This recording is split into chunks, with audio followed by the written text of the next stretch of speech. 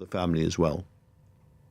You can see from the weekend's reaction that he was obviously deeply affected by all of the revelations around Epstein, Mandelson, the decision-making in the run-up. So I would not underestimate how much he will have reflected on that. And he is someone who also reflects on his own responsibility and thinks about that deeply. So I would have expected him to do that. I think it grieved him greatly. You've also seen him come out fighting on Monday, and I think his reaction to the statement that the Scottish Labour leader Anna Sarwar made was very clear and decisive about his desire to continue. And I think he just feels like a massive sense of duty. I don't think it's about him necessarily as an individual. I think he knows that it was Keir Starmer as Labour leader who was elected, not anybody else. And I think he wants to see the job through. He's clearly quite a proud man, I would suggest, as well. And he must hate a lot of what's being said about him. And the question is, I guess, in those situations, how do you remain both kind of invulnerable to the abuse that you get and at the same time open enough and curious enough about other people not to make the kind of mistakes he's made about Peter Mandelson and Matthew Doyle? I think it's a great question, because I think as a person, I think he is quite reflective. He's very he's very robust. So he's been criticised all the way through. There has not been a day of his leadership where somebody's not been, after him. So he's used to it in a big way. Also, his prior experience as Director of Public Prosecutions meant he had a security team with him all the time. He was subjected to quite a lot, given the criminals. So he's very robust. However, I think the point you make is really important about at which point do you not just bunker down and shut out the noise. And I think we're having one of those step change moments where the operation needs to expand and bring people in who are going to be able to give that line first to the parliamentary party, but also to the public. Yeah. And very quickly, Claire, it's very important that the operation becomes, as it were, more female at this point. He's always struck me, maybe you disagree, as somebody who likes and is very comfortable with strong women around him. Yeah, I mean, he had Angela Rayner, Rachel Reeves, Shabana Mahmood. He is very comfortable with strong women. I mean, they're all politicians of incredible caliber and strength. He also, in the staff operation, has always had a mixed team. Our leadership team was always half women, half men. He liked working with women. That was my sense of him, was that he liked people who stand up to him. He likes people who tell the truth to him. However, something has clearly broken down, particularly in the relationship with the women in Parliament. Yeah. And that needs to be rectified as a matter of urgency. I'm sure that's right. Claire Ainsley, thank you so much for that. Tense and angry scenes in the US Congress today, where the Attorney General, Pam Bondi, has been under intense pressure from Democrats over the Justice Department's handling of the Epstein files. Called upon to apologise to Epstein survivors in the room, Bondi said she would not get into the gutter and do so. Let's talk now to LBC's Washington correspondent, Simon Marks. Simon, a fairly spectacular series of exchanges. Just tell us more. Yes, absolutely combustible scenes on Capitol Hill, Andrew, and it's not now only Democrats that find themselves on the receiving end of the Attorney General's utter disdain for what is supposed to be a process of accountability that she is due to be cooperating with. She is instead stonewalling even Republicans who ask her questions that she deems hostile. She's been questioned by Congressman Thomas Massie of Kentucky, a man who's considered a traitor and a turncoat by Donald Trump for pushing to get more information out from the Department of Justice about Jeffrey Epstein and the full release of all the documents that the Department of Justice still has in its possession. He wanted to know from the Attorney General why the most recent release had been botched, why so many of Epstein's victims say that their data was not properly redacted by the Department of Justice before that document dump was offered to the public. And Pam Bondi has not only refused to answer his question, but she has witheringly dismissed him as a failed politician. What we are witnessing here today, Andrew, is a collapse of the system of checks and balances that gives Congress the right to question Pam Bondi about what she is doing in one of the highest offices in the land. A huge moment for American politics. Simon, thank you so much for that. Now then, the Brazilian documentary maker and filmmaker and screenwriter Petra Costa has issued a stark warning about the rise of far-right politics across South America, with states there beginning to adopt the kind of politics akin to Trump's MAGA White House. This is something that she explores in her new documentary Apocalypse in the Tropics, now nominated for a BAFTA. Well, Petra spoke with me, and she first explained why we in the UK should care at all about these political shifts in Brazil. Well, Brazil is the fifth largest country in the world, the largest country in Latin America. It is the house of 20% of the world's oxygen through the Amazon forest. And the fate of Brazil will determine our fate as humans because of that. Who will be the president of Brazil, how he will deal with the deforestation of the Amazon will determine how we will survive as a species. But more than that, I feel Brazil has been but in the future of this far-right fever with Bolsonaro, what we call the Trump of the tropics, and also in the response to the far-right fever, the institutional response. While the United States was not able to punish Trump for assaulting democracy, Brazil was. Yes, in a sense, some people listening who know a little bit about Brazil might think, well, we can relax about Brazil then. Bolsonaro got what was coming to him. The massive speed of the deforestation of the Amazon seems to have receded a little bit, so perhaps it's the time to relax and look elsewhere. You argue very differently, and part of your story is about the extraordinary and very, very fast rise of evangelical Christianity in Brazil. Just tell us more. Precisely. Evangelical Christianity grew from 5 to 30% in Brazil in the last decades. Brazil is the greatest Christian nation in the world in terms of population.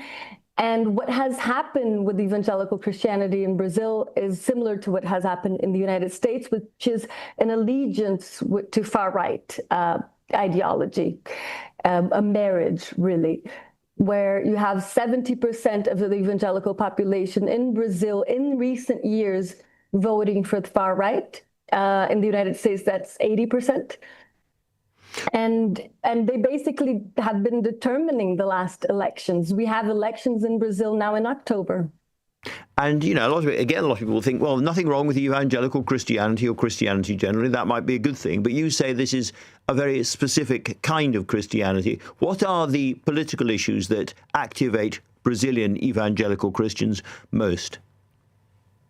Well, yes, of course, everyone's religion is a private matter. What is problematic in Brazil and in the United States is that you have evangelical leaders using the church as a political podium, using the faith as an instrument of manipulation, of political manipulation of their faithful, and even using it to coerce followers to vote for a certain candidate. In the last election in Brazil, one of the main evangelical churches, after the first round, summoned all their pastors for a meeting where they said that any pastor that said anything that could be considered progressive ideology would be expelled from the church. And progressive means over gender and sexuality, race, and I guess around nationalism and patriotism. Anything that could be considered in favor of the left, of the Workers' Party, who was the candidate of the left in that case. So not even moral issues, but also economic issues. Right. And we followed in our film a pastor who was precisely a victim of that persecution. He was expelled from his church for speaking against Bolsonaro.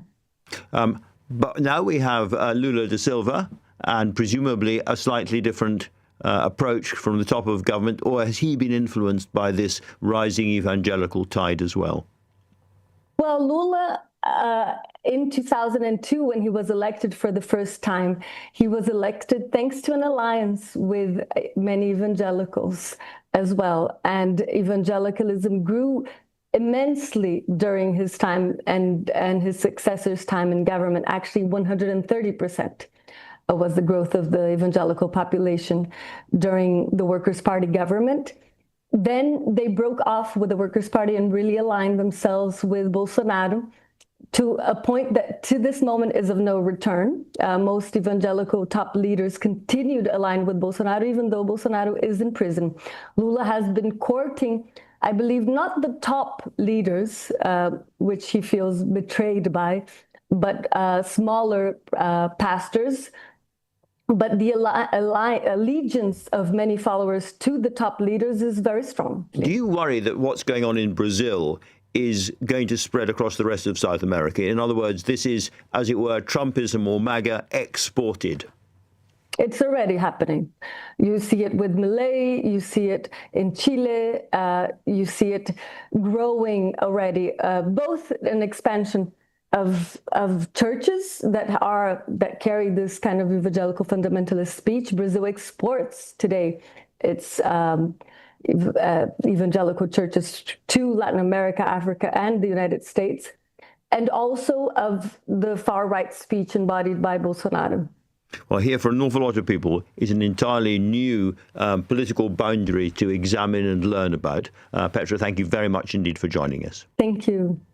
The kidnapping of Nancy Guthrie, mother of a famous television host in the US, has gripped that nation. We're going to talk about that next, but the time now, 6:49. Coming up at 7 on LBC, Ian Dale. At 9, grovelling cheaters. At 8, cross-question. But first, after a petulant Prime Minister bombs at PMQs today, is this really the reset and change we were promised yesterday? Ian Dale at 7. Listen on our free Global Player app or the LBC app.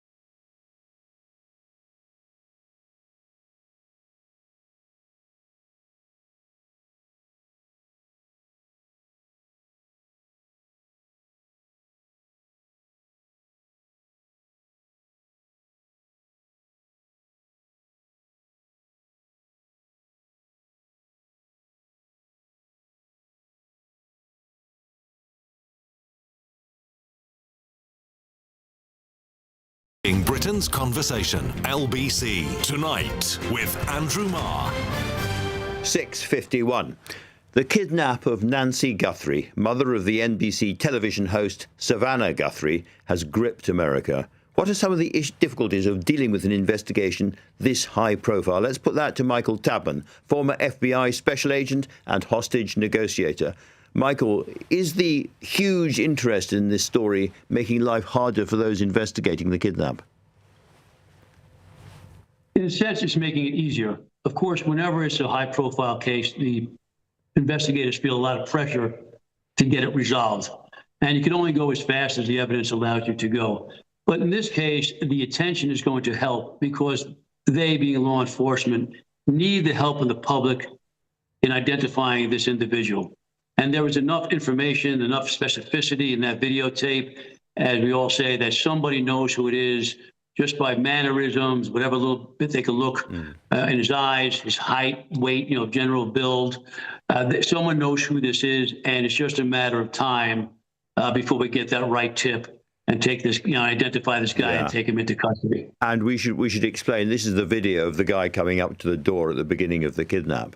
The fact that the elderly lady is the mother of somebody so famous, is that part of the story, do you think? In other words, is this part of an attempt to either influence the television station or extort money from somebody who can be assumed to be pretty wealthy herself? Well, I have to to tell you, we're kind of scratching our heads as to what the motivation is here. I don't believe that this person that we're seeing in the videotape is the same as those demands for ransom. I think those are all bogus, and I think if they haven't been dismissed, they will be. I don't know what the motivation clearly is here. Why would he kidnap an elderly woman who has health issues, who has mobility issues? It'd be so difficult. And then to what end? Again, I don't believe this individual sent ransom notes. If we look at how he approached this, he did all this preparation, covering his face and his hands, yet he got flustered by something as simple as a doorbell camera that everybody had. So, what great, criminal do we have here? I don't think he could have planned all that out. There's speculation maybe this was a burglary that went bad, and that's why I had all those tools in the backpack, and just something went wrong. But I don't believe that this guy came here with the intention to kidnap, somebody. I think something went bad, and unfortunately, I hate to bring the bad news. I don't think that Ms. Guthrie's alive, unfortunately, and I think this guy that we see, he is on the run now, destroying evidence and trying to get away because he knows that the FBI is on his tail. A huge mystery, but perhaps a very grim one. Michael, thank you so much for that. Back now to the United States Epstein investigation, where the Attorney General, Pam Bondi, has faced harsh criticism for the White House's decision not to investigate Andrew Mountbatten Windsor. Philip Lacovera is the former Deputy Solicitor General of the United States and was counsel to the Watergate Special Prosecutor under Richard Nixon. Thank you very much indeed for joining us tonight. The pressure on Pam Bondi over Andrew is slightly puzzling, perhaps, because there are so many big American names in the frame, and yet the former Prince Andrew seems to have become a kind of lightning rod or a symbol of the Trump administration's willingness to push further on this investigation. I think that's one of the things that's so puzzling about this. Prince Andrew has obtained a degree of prominence in the investigation that probably is well beyond what the typical American is concerned about. I think one of the reasons why there is so much focus on the former prince is that he seems to have been rather clearly involved in some of the worst abuses by Jeffrey Epstein and his enabler, Ghislaine Maxwell. So while some of the information about other high-profile names is more sketchy, the information about the former prince is pretty spot on and undeniable. This got very personal, very, very angry quite quickly between Pam Bondi and the congressman. Do you understand why that's the case? Do you understand why she is so touchy about this? Well, she's feeling under a good deal of pressure, not only from Democrats, but also from the general public. There's a widespread view in the American population that the Epstein investigation has been mishandled. And the Pam Bondi a couple of months ago had said that she had on her desk a list of the people who were involved with Epstein. And when she was asked to turn that over, she said, well, I never really had a list. And that then led to legislation requiring that the Justice Department had to disclose all of its files, which has turned out to be millions of pages. And she has been the person who's the lightning rod for the bungling of this investigation into Epstein. As I mentioned, you were involved in Watergate, which I guess is the American equivalent. We say this goes back, it's the biggest scandal since the Profumo affair of 1964, or whatever it was. And I guess I even remember that. Well, there you go. And Watergate's a bit the equivalent, I guess, in America. Where do you think this huge, huge scandal is going to lead in the end? I don't think anybody else is going to be indicted, which is the odd part of it. And that's one of the things that's been so frustrating to many observers and to the victims of Epstein's abuses, because he did not do this alone. There were apparently many other men who were taking advantage of the women that Epstein provided to them. And yet none of them has been subjected to any sort of prosecution or any other kind of consequences. And indeed, one of the things that Pam Bondi is being pushed on during these current hearings is that the Justice Department appears to have concealed the names of some of the people who were involved with Epstein and victims, while at the same time improperly disclosing the names and identities of some of the victims themselves. So it's an odd inversion of what should have been going on. The culprits should be exposed and the victims protected. Odd and outrageous. Philip, thank you very much indeed for helping us. Thanks so much. And it's important to reiterate that Andrew Mountbatten-Windsor denies all the allegations against him. If you've missed any of today's show, you can listen back on our free Global Player app or the LBC app, where you can also stay up to date with all the latest news, videos and opinion. Download that official LBC app for free from your app store now. Coming up at 10 on LBC, it's Ben Kentish. But right now, it's time for Ian Dale.